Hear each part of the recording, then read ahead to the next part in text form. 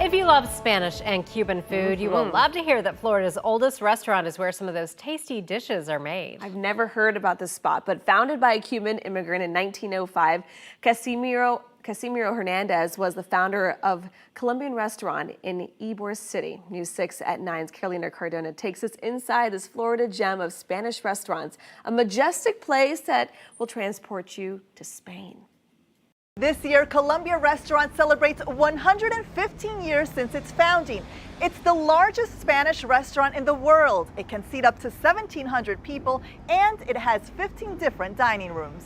A staple in Ebor City known as Florida's oldest restaurant. This is where it all started. A small saloon where cigar workers gathered. This is where the birth of the Colombia restaurant began, when it began as the Colombia Saloon. Andrea Gonsmar is fifth-generation family owner. She tells us the bar is the original one used all the way back then.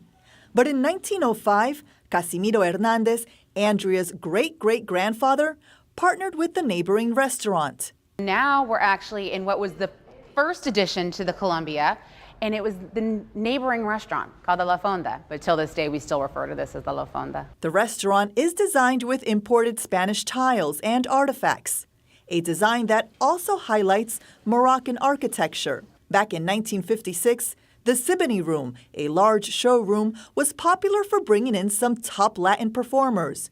It was during the era when the cigar industry started to disappear in the city. It brought people back to Ebor, and that was the important thing. Other dining rooms include the patio room, which offers a feel of the Spanish courtyards. The red dining room. We have the original terrazzo that we found all around the border. And the king's room used for private parties.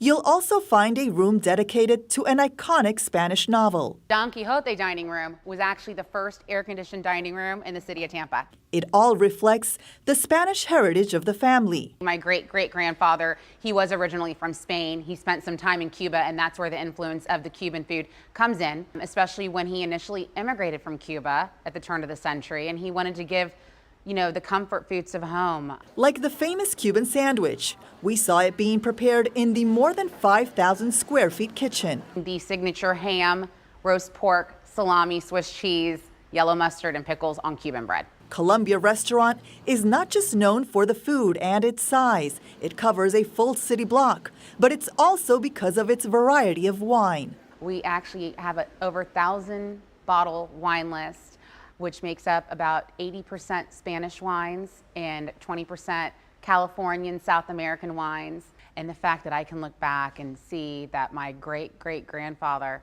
founded what now is a whole city block, but a small corner cafe restaurant in 1905, it's kind of mind-blowing. Carolina Cardona, News 6 at 9.